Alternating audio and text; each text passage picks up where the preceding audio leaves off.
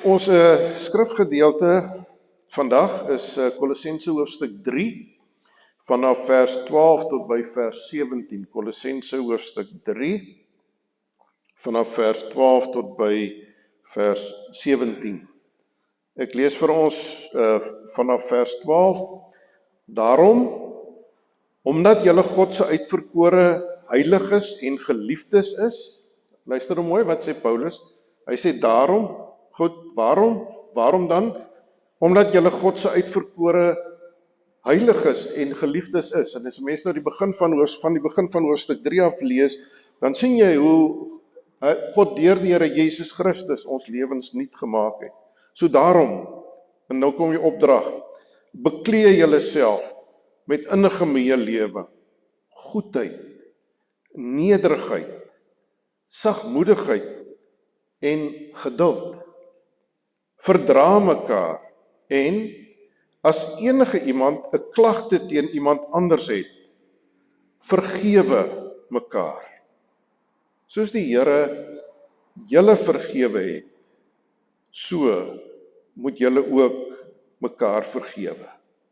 Maar beklee julle bo en behalwe al hierdie dinge met die liefde, want wat die band is van alles wat volmaak, laat ek dit weer lees, maar beklee julle bo en behalwe al hierdie dinge met die liefde wat die band is, wat alles volmaak saambind.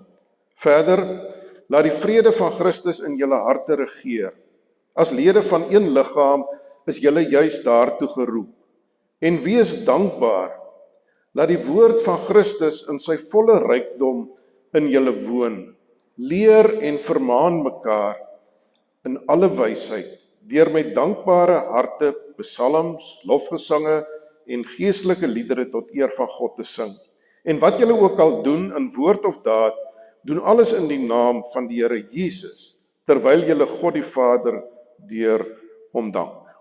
Vers 13 en 14 dan veral ons fokus vanmôre, waar Paulus sê, verdra mekaar en vergewe mekaar, soos die Here julle vergewe het, so moet julle ook vergewe.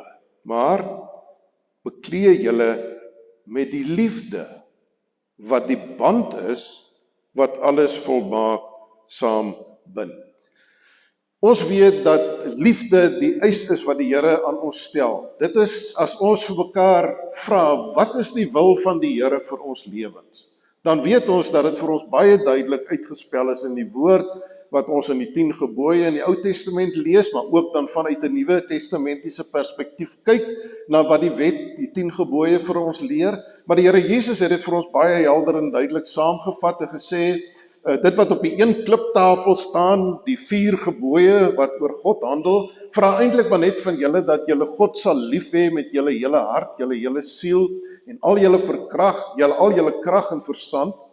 En die 6 gebooie wat op die tweede kliptafel was, wat Moses aan die volk voorgehou het, dat julle mekaar sal lief hê, jou naaste sal lief hê, hoe? Soos jouself, op dieselfde vlak as wat jy jouself lief het.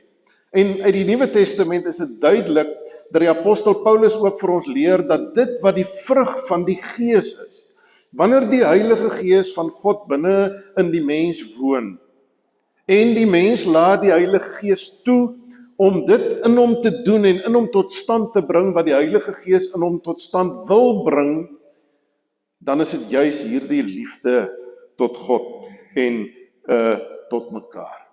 Johannes gaan verder en hy skryf in sy eerste brief, skryf hy baie breedvoerig daaroor, waar hy sê, God is liefde.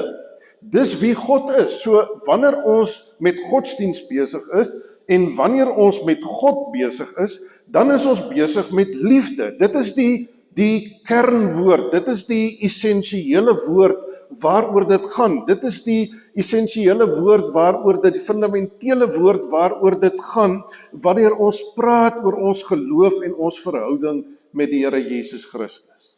Liefde. 'n Verhouding met God het altyd te doen met ons verhouding met mekaar, ons verhouding met mense. Jy kan nie alleen stilte in jou binnekamer wees en jou daar verlustig in die Here en jou liefde teenoor die Here uitstort in jou binnekamer, maar wanneer jy buitekant kom, dan is daar nie daardie liefde wat sigbaar is in jou lewe nie. Johannes gaan so ver om in 1 Johannes 4 vers 8 te sê, wie nie lief het nie, het geen kennis van God nie. Dan is jy eintlik besig met 'n leuen. Dan lewe jy 'n leuen, om jouself wys te maak, dat jy leef vanuit die verlossing wat daar in die Here Jesus Christus is, en dat jy die Here Jesus Christus ken, maar in die praktyk van jou lewe, ontbreek die liefde. As jy nie die liefde leef nie, beteken dit eintlik maar, is dit eintlik maar op 'n manier 'n bewys, dat jy ook nie regtig vir God ken nie. Vandag wil ons in besonder kyk na een van hierdie gesigte van liefde. En dit is vergifnis. Dit is een van die gesigte wat liefde kry volgens die woord van die Here. Hierdie liefde vir God en hierdie liefde vir die naaste lê daarin dat ons geduldig sal wees met mekaar. Paulus skryf hierso aan die Kolossense en hy sê, verdra mekaar en vergewe mekaar, en dan koppel hy al twee hierdie dinge in vers 14, koppel hy op die ou end aan die liefde. Hierdie verdra mekaar en vergewe mekaar is uiteindelik maar net 'n gesig van die feit dat daar liefde vir God en vir jou naaste in jou binneste is. Dis maar net die sigbaar word van die liefde van God. Wanneer jy kan verdra, Paulus gebruik ook die woordjie geduldig wees, die ou Afrikaanse vertaling, die vorige Afrikaanse vertaling praat ook van die woordjie geduldig wees, om geduldig te wees, om langmoedig te wees met mekaar, om mekaar te verdra, en as die een dan iets teen die ander het, skryf Paulus hier, dat julle ook mekaar sal vergewe. Hoe vergewe 'n mens? Soos die Here, sê Paulus. Dit wat jy teen iemand het, of wat iemand teen jou het, dit moet jy vergewe op dieselfde manier wat jy deur die Here Jesus Christus vergifnis ontvang het. Hy sê dit is hoe mense lewe wat aan God behoort. Aan die begin van hoofstuk 3 praat hy daarvan, en hy sê dat dit is wie ons is. Ons is saam met Christus opgewek uit die dood. Daar het iets met jou gebeur. Jy is wedergebore deur die Heilige Gees. God het aan jou kom vat. Tussen al die mense rondom jou, wat miskien nog op pad is om verlore te gaan, het God gekom en hy het sy hand op jou kom lê. Hy het jou aangeraak. Hy het aan jou die Heilige Gees gegee. Hy het aan jou die verlossing gegee. Hy het aan jou die afwassing gegee van jou sondeskuld deur die bloed van die Here Jesus Christus. Dit is nie iets wat in 'n boek ergens geskrywe staan, of wat maar net in die Bybel ergens geskrywe staan nie. Dit is wat werklik met jou gebeur het. Daar was 'n aanraking van God gewees in jou lewe. En hy het jou hele lewe het hy kom omdop. Hy het van jou 'n ander mens gemaak. Hy het van jou 'n nuwe mens gemaak. Hy het van jou iemand gemaak wat nou nie meer vir jouself lewe nie, maar wat vir hom lewe. Hy het van jou iemand kom maak wat nou streef na die dinge wat daarbo is, soos wat Paulus in hoofstuk 3 vers 1 sê. Dit is jou ingesteldheid. Jou ingesteldheid is nie meer op jouself in die wêreld nie, want dat iets binne in jou gebeur. Daarom is daar nou in jou 'n hinkering, 'n begeerte om te doen dit wat God wil hê dat jy moet doen. En al die kere wat jy faal om te doen dit wat die Here van jou vra om te doen, is die kere wat jy onrustig raak in jou siel en onrustig raak in jou gemoed, en jy maar weer en weer en weer jou vrede kom vind by die een wat jou losgekoop het en wat jou syne gemaak het. Daarom, omdat jy nou anders is as die wêreld, anders is as die ongelowiges, omdat jy nou aangeraak is deur die genade en deur die liefde van God. Verdra al die dingetjies wat mense rondom jou doen en aan jou doen en vergewe mekaar.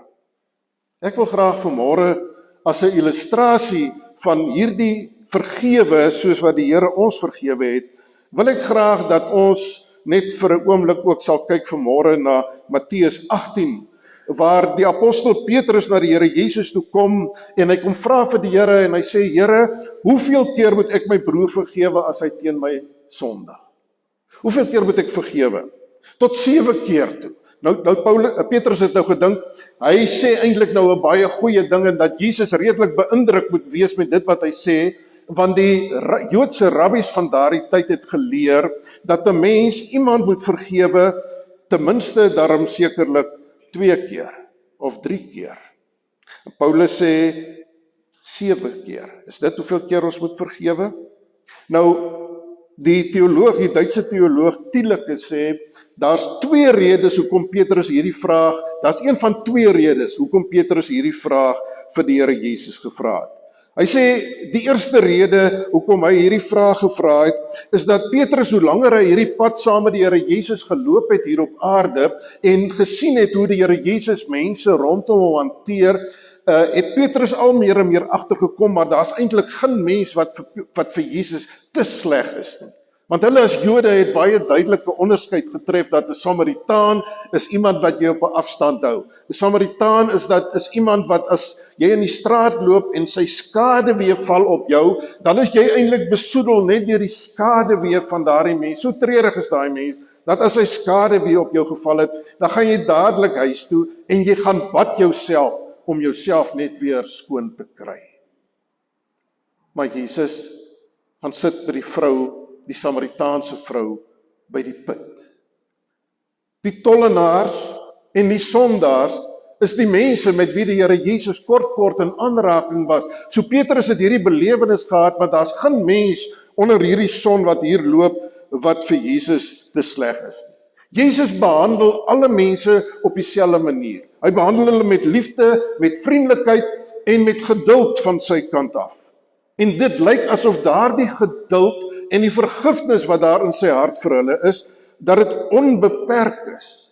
Nooit beantwoord die Here Jesus haat met haat nie. Wanneer hy drasties optree teenoor die skrifgeleerdes en die fariseërs en baie kritiese dinge en veroordelende dinge selfs teenoor hulle sê, is dit nooit uit haat uit nie. Maar is dit oor die geregtigheid van God?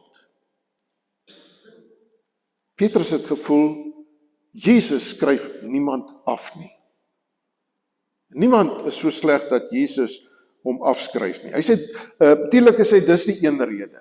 Is Petrus sy ongemak. Is Petrus se senuweeagtigheid om met iemand te doen te hê, wat dit net lyk asof daar geen mens is, wat hy afskryf nie. Dis tog net nie moontlik nie, kon Petrus dalk gedink het. Thielke sê die tweede rede is dat Petrus het geweet dit wat die Joodse rabbies leer, wat ek vir u gesê het, jy vergewe so 2 of 3 keer. As jy 2 of 3 keer vergewe het, dan het jy regtig daarom nou jou kant gebring. Dan kan jy in 'n sekere sin nou jou hande in onskuld was.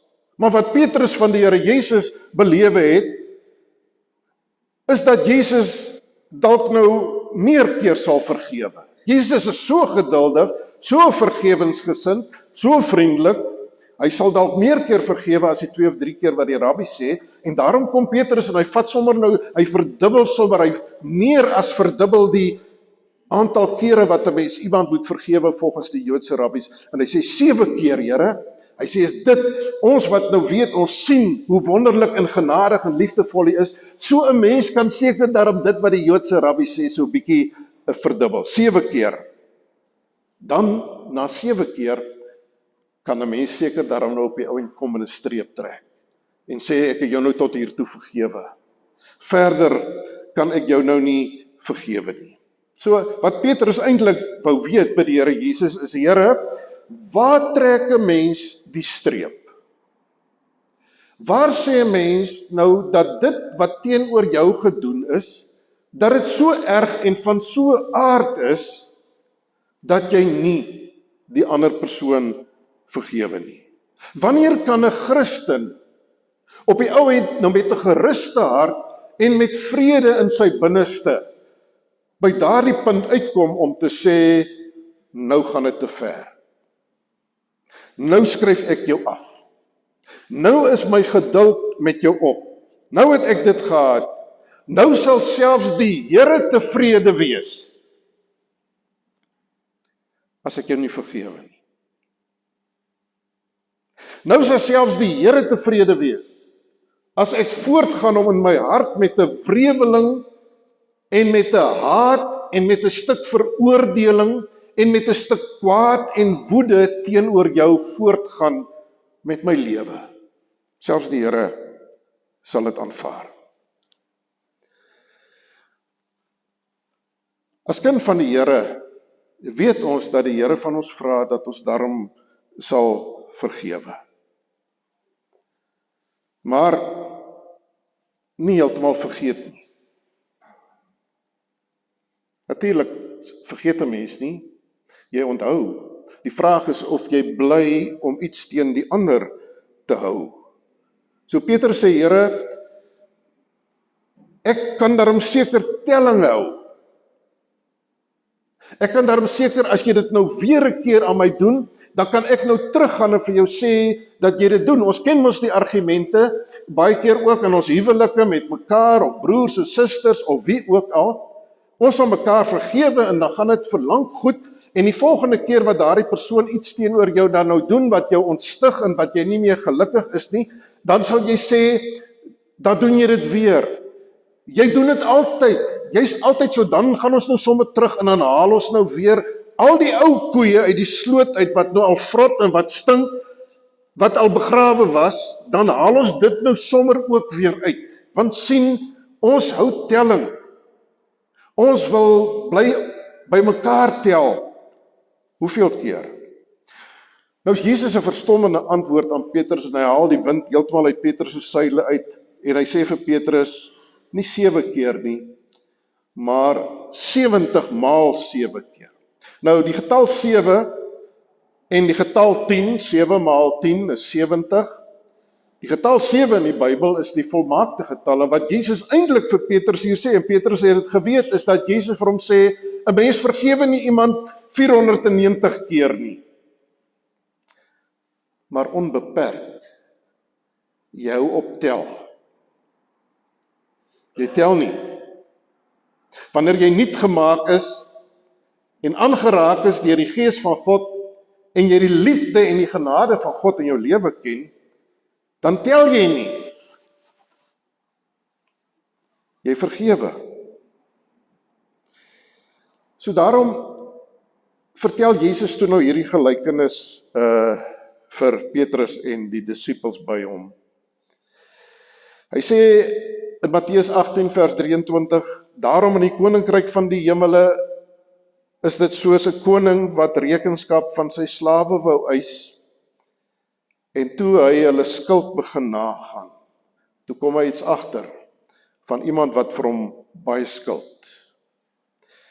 Jesus sê, daar waar God is, in die koninkryk, daar waar hy in beheer is, daar waar mense voor hom buig, en hom as die koning in hulle lewens erken, daar waar dit oor hom gaan, en nie oor mense gaan, daar waar mense besef dat hulle onderdane is van die koning, dat hulle vrygekooptes is deur God, daar waar mense weet dat hulle vergewe is deur God, daar gaan dit so.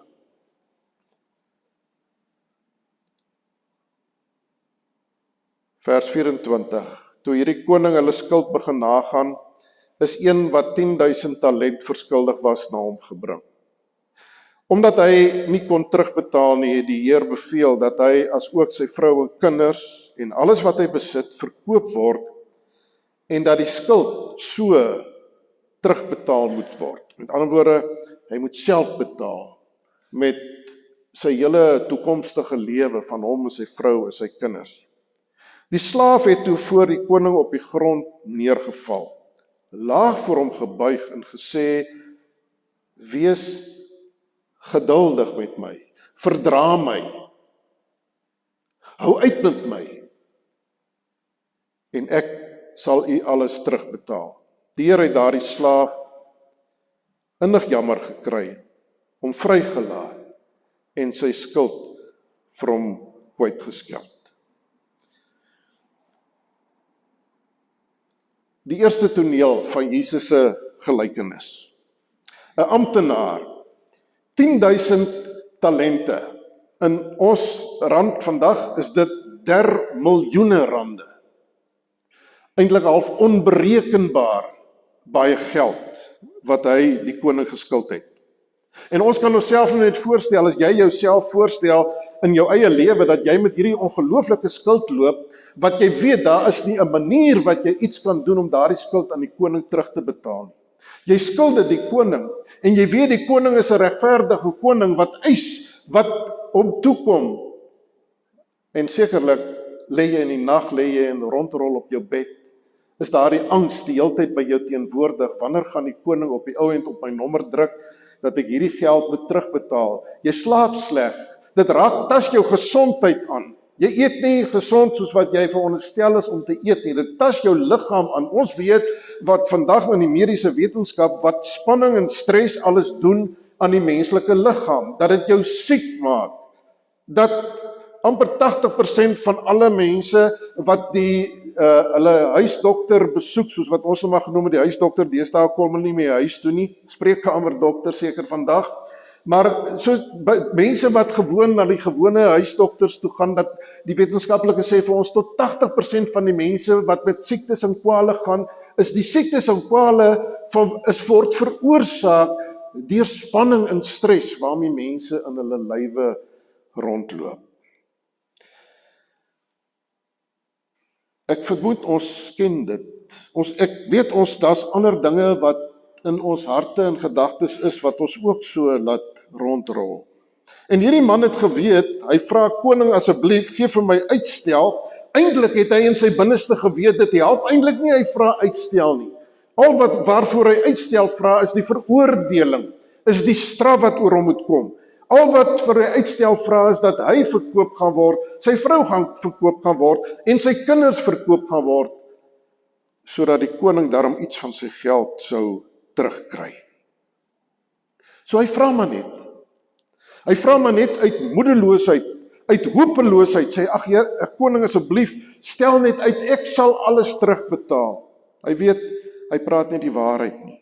En dan gebeur die ondenkbare ding wat daar in daardie kroonsaal van die koning gebeur, is dat die koning eis nie op die ou end van hom afbetaling. Die koning werk nie op een of ander manier 'n program uit te sê, nou maar goed, as jy nou teen daai tyd soveel afbetaal, en dan betaal jy soveel af, en dan betaal jy soveel af, dan kan jy nou aangaan met jou lewe, dan gaan ek jou nie verkoop nie, en jou vrou en kinders ook nie verkoop nie. Dis nie wat die koning doen nie. Die koning spreek hom vry. Net daar skryf die koning al die skuld af. En ek dink, ons kan onsself net indink hoe daardie man uit die troonsaal van die koning geloop het. Eintlik gedink het, dit is wat nou hier gebeur het, dis seker nie 'n werklikheid nie. Ek kan dit nie oorvertel nie. En hoe verder hy geloop het, hoe meer het dit begin om tot sy gedagtes deur te dring. Wat het eintlik nou gebeur is dat die koning het hom vrygespreek. Die koning het al daardie skuld wat hy hom geskuld het, die koning afgeskryf. Die koning gaan nie weer daaroor dink nie. Die koning, wanneer hy die boeke nagaan, gaan hy sien daar is 'n streep getrek deur die skuld van hierdie amptenaar. Hy stap daar weg, iemand wat vry is, iemand wat verlig is, iemand wat weer in sy lewe kan asemhaal, wat vrede binne hom kan hê, wat vanaand kan gaan lê en met al die moegheid van die afgelope tyd se spanning, maar net eenvoudig kan gaan aan die slaap raak en 'n wonderlike nag se slaap agter hom kry. Maar dan sê Jesus, is daar 'n tweede toneel. Vers 28. Maar toe daardie slaaf uitgaan, het hy een van sy medeslawe gekry wat hom 100 denarius geskuld het. Hy het hom aan die keel gegryp, gewurg en gesê, betaal terug wat jy skuld. Sy medeslaaf val toe neer en smeek hom, wees geduldig met my en ek sal jou terugbetaal. Presies dieselfde woorde as wat hierdie man nou net vir die koning gesê het. Wees geduldig met my en ek sal jou alles terugbetaal. En hierdie man wat nou net vrygespreek is, hy wou nie. Inteendeel, hy het weggegaan en hierdie man wat vir hom 'n paar rand geskuld het, 'n onbenullige bedrag geskuld het hy in die tronk laat gooi, totdat hy die verskuldigde bedrag sou terugbetaal. Geen genade nie. Geen geduld nie. Nie bereid om te verdra nie. En baie duidelik het dit wat daar in die troonsaal met hierdie man gebeur het, sy vryspraak, het dit nie ook sy hart aangeraak nie. Het dit nie sy hart vermurwe teenoor die mense met wie hy te doen het en wat hom skuld het nie. Wat hom verskuldig is nie. Die genade wat hy ontvang het hy nie sigbaar gemaak dat ander mense kan sien hy is 'n begenadigde.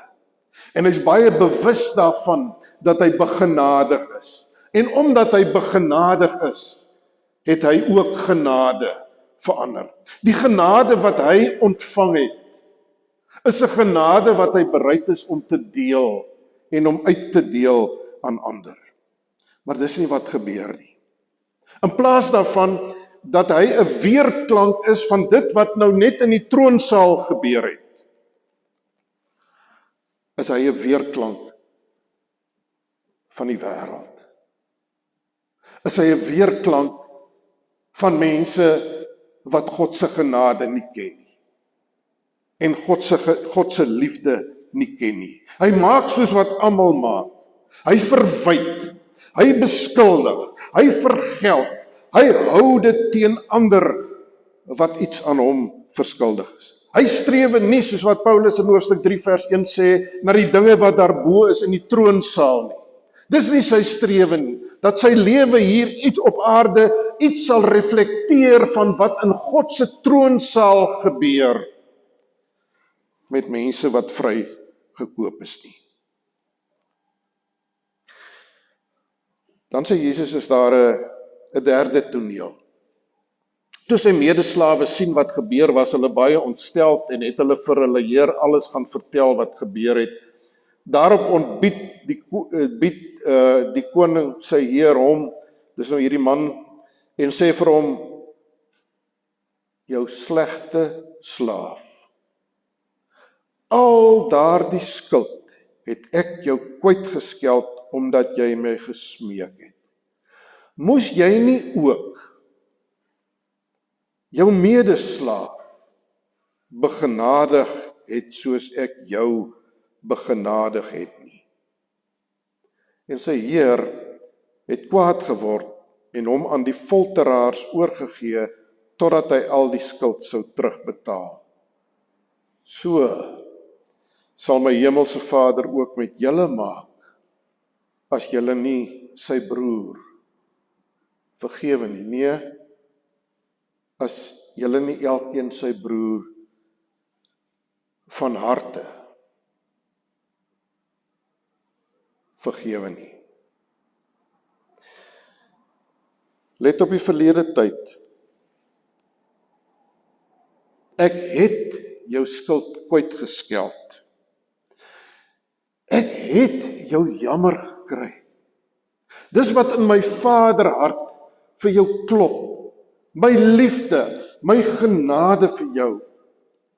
Ek het alles vir jou gedoen.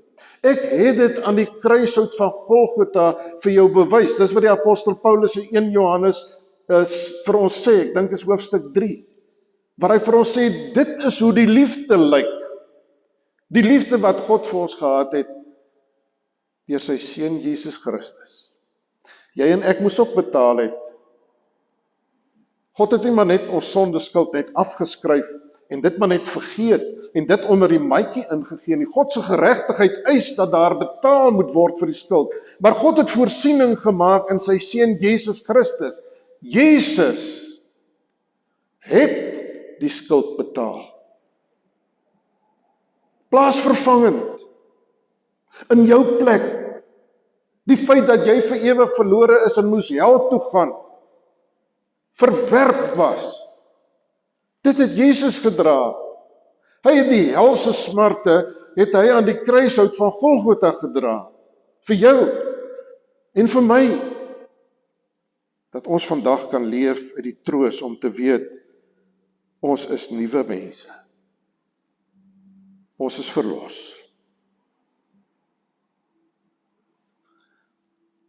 Om 'n onverklaarbare rede het hierdie man eintlik opgetree op 'n manier asof daar niks met hom gebeur het nie. Asof hy nie weet wat beteken dit om skuldig te staan en te weet dat jy kan niks self aan daai skuld doen nie. Jy kan nie jou eie sonde vergewe nie. Jy kan nie jouself goed genoeg maak om te vergoed vir dit wat jy voor God verkeerd gedoen het nie. Daar's niks wat jy kan doen om van jouself 'n beter mens te maak nie. Dis net God wat dit kan doen. Moes jy nie ook? Of moet jy nie ook geduldig wees met hulle rondom jou nie? Moet jy nie verdraagsaam wees wanneer mense keer op keer dinge teenoor jou doen nie? Dit jou verontrief. Dit pyn in jou binneste veroorsaak. Dit 'n sware las is wat jy binne in jouself dra. Hierdie verwerping, hierdie ding waar iemand anders jou te nagekom het, jou verneder het, moet jy nie soos die Here verdraagsaam wees en vergewe nie. Here, hoeveel keer vergewe 'n mens? Jesus sê, nee, Petrus, jou vraag is verkeerd. Die vraag is nie hoeveel keer nie. Die vraag is, hoeveel is jy vergewe? Dis die vraag. Hoeveel keer het God jou vergewe? Hoeveel keer moet God jou vergewe vir dit wat jy vandag reeds gedoen het of nog gaan doen?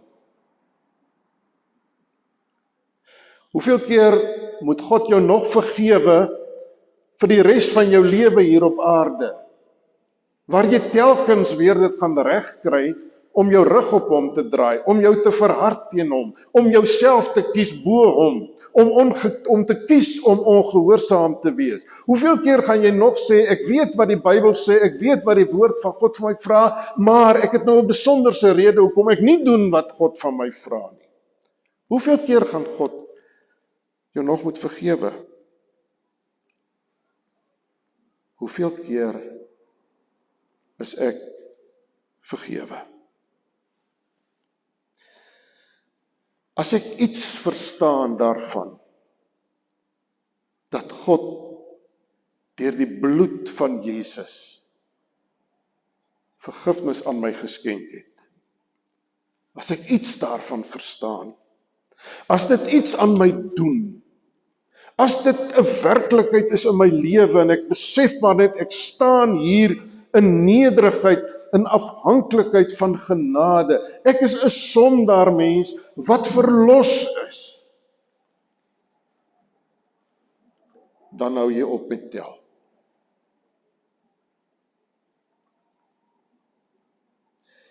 dan gaan jy ook leer om nie meer te tel in die toekoms nie.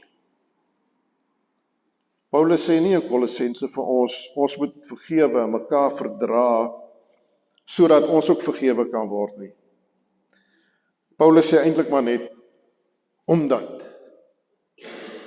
jy verdra is en verdra word en vergewe is en vergewe word, omdat dit waar is van jou, daarom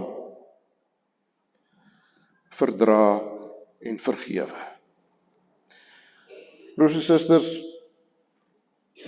dis 'n oefening waarmee ek en jy baie sukkel. Dis iets wat nie maklik gebeur met 'n mens nie. Keer op keer vererg ons onsself en mekaar. Keer op keer loop ons met iets binne in onsself rond teenoor iemand anders. En dit gaan nog baie keer gebeur in ons lewens. Nog baie keer. Maar mag die Here gee dat ons onthou wie ons is en wat met ons gebeur het.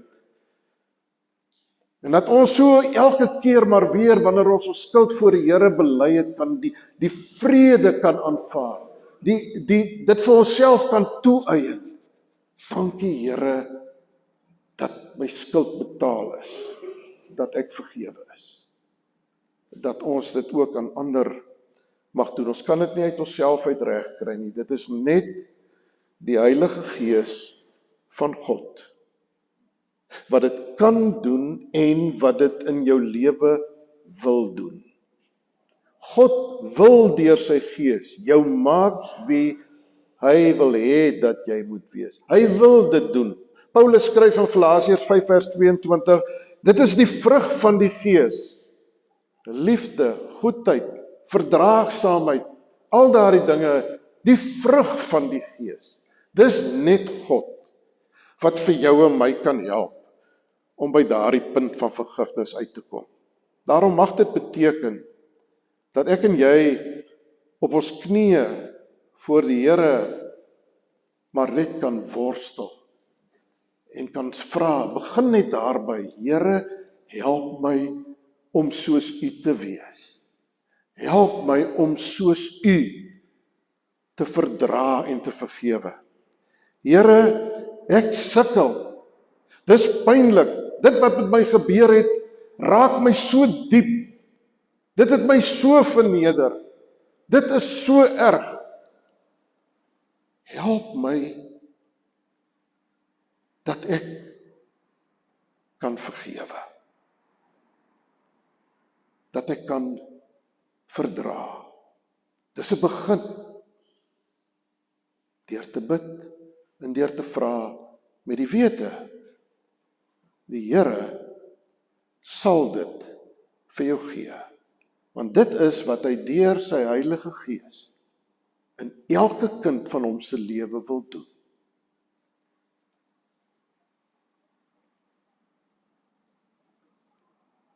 Wanneer die mense daar buite inkyk op die kerk, wanneer die mense daar buite inkyk op dagbreek, dan moet hulle God se verdraagsaamheid en God se liefde en God se genade in ons kan sien.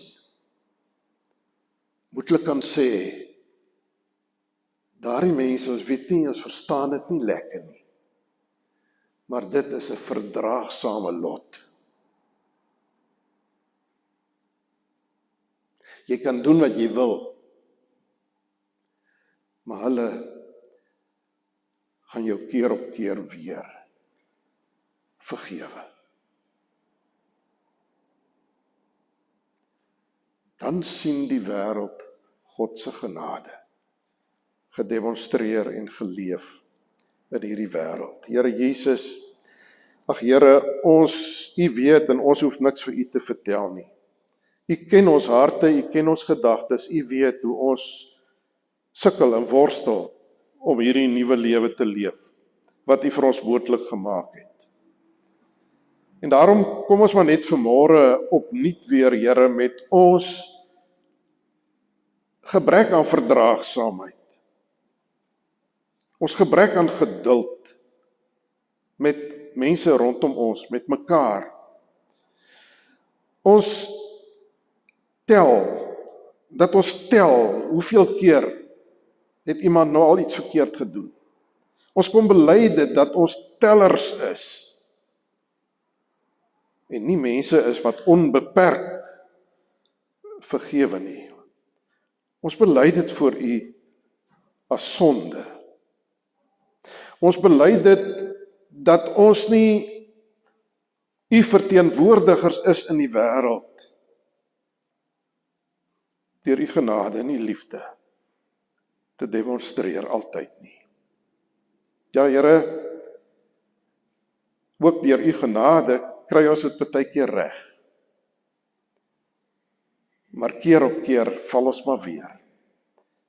Ons bid, vergewe ons onvergewensgesindheid en laat U Gees in ons heers, dat die wêreld kan weet, God is 'n God van verdraagsaamheid en van vergifnis. In U naam, amen.